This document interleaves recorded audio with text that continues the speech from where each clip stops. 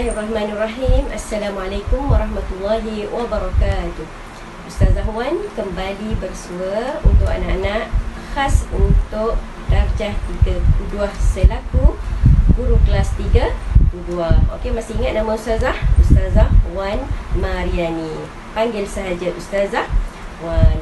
Okey, untuk minggu ini Ustazah selain mengajar bahasa Arab, iaitu Al-Lughatul Arabiyah, untuk 32 Ustazah akan ajar pelajaran adab dan juga akan mengajar pelajaran Jawi. Okey, Jawi nanti Ustazah ajar. Okey, untuk hari ini Ustazah nak ajar subjek adab terlebih dahulu, yang mana anak-anak boleh rujuk buku teks muka surat 1 yang bertajuk Adab menghidang makanan dan minuman. Apakah yang dimaksudkan dengan adab? Anak-anak mesti tahu, adab ialah tingkah laku. Tingkah laku siapa? Tingkah laku kita, iaitu tingkah laku kita seharian.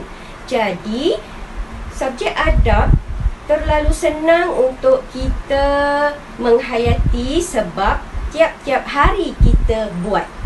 Betul tak?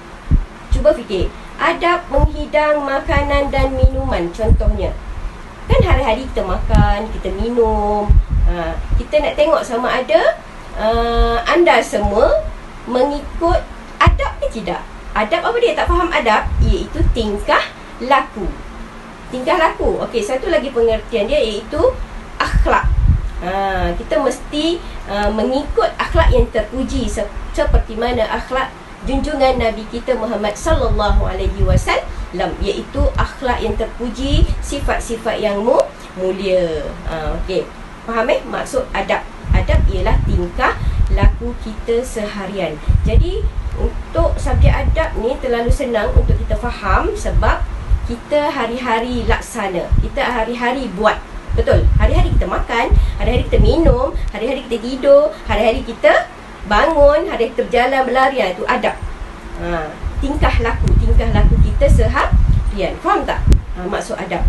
Okey, untuk subjek darjah 3, yang mana tajuk pertama ialah adab menghidang makanan dan minuman. Okey, anak-anak boleh rujuk nanti buku teks pada muka surat pertama, yang mana untuk pengisian tajuk adab menghidang makanan dan minuman, yang pertama ialah susun hidangan dengan kemas. Macam mana susun hidangan dengan kemas?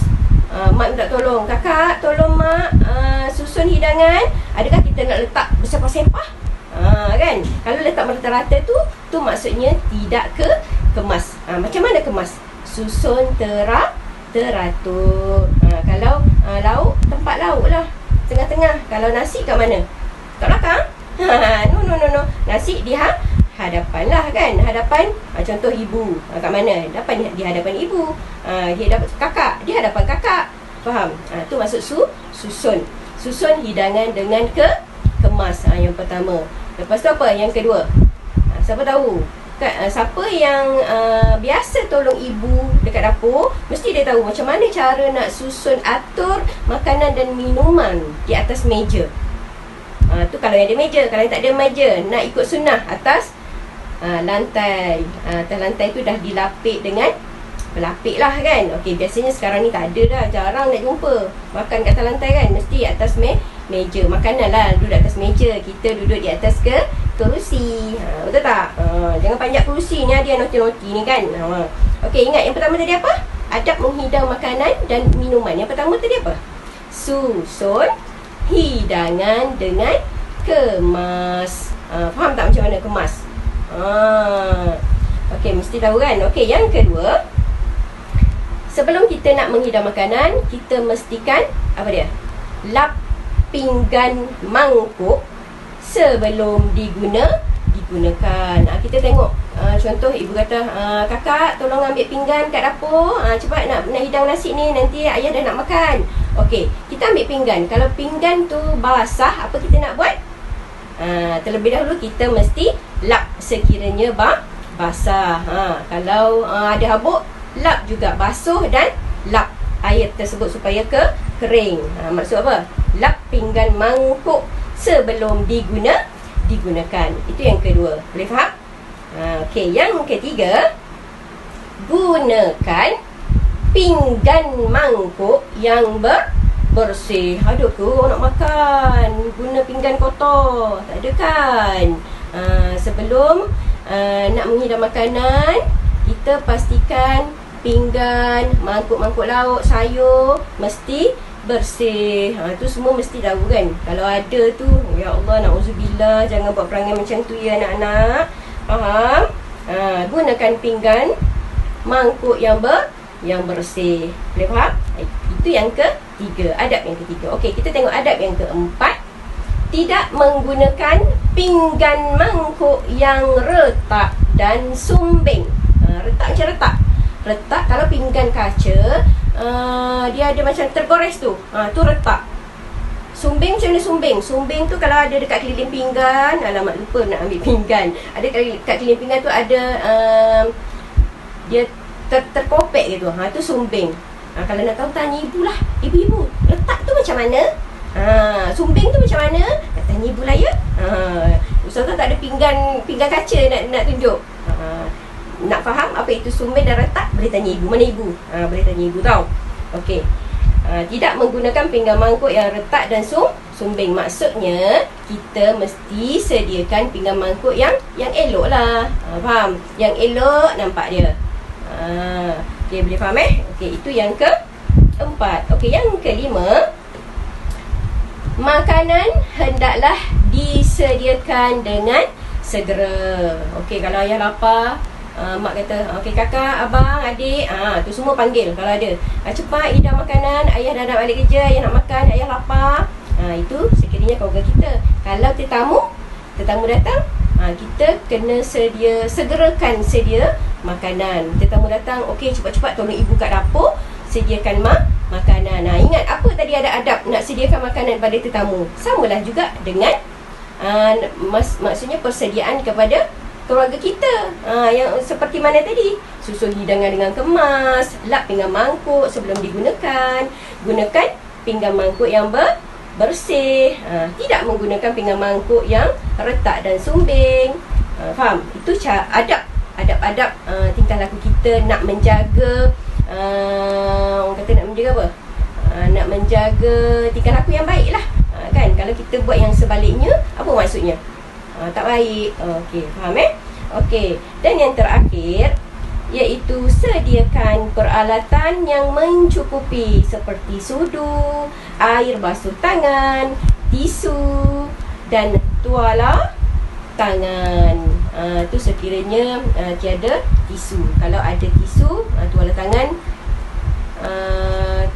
pun tak apalah, tak ada kalau dah ada tisu. Kalau tak ada tisu, tukar kepada tuala tangan yang kecil tu. Kan? Biasa, tapi jarang jumpa lah sekarang, semua guna tisu kan? Okey. Saya rasa untuk minggu ini bagi subjek adab yang bertajuk adab menghidang makanan dan minuman, Ustazah nak anak-anak faham apa yang Ustazah terangkan tadi. Dan untuk tugasan, Ustazah nak anak-anak semua salin semula perkataan Jawi ni, adab-adab menghidang makanan dan minuman ni. Salin, contoh nombor 1, salin ejaan Jawi ni, dekat bawahnya tu tulis dalam ejaan Rumi.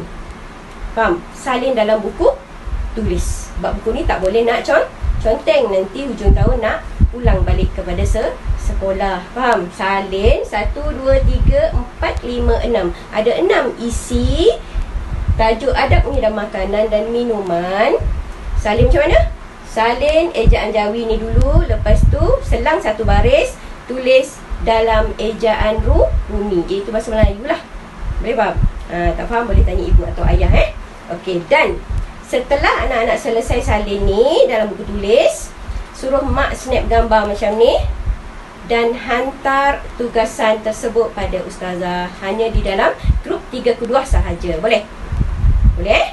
Okey, Ustazah rasa itu sahaja untuk subjek adab untuk minggu ini. Tak payah banyak-banyak sebab Ustazah nak tengok kemahiran anak-anak membaca dan menulis Jawi.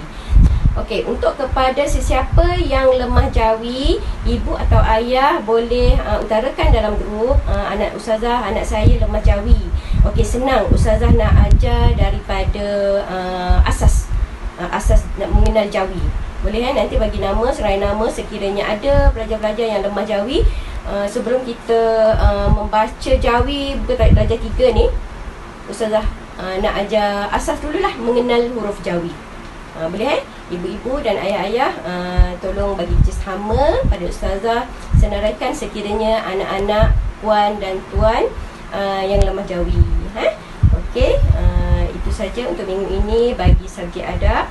Wabillahi taufiq wal hidayah. Wassalamualaikum warahmatullahi wabarakatuh.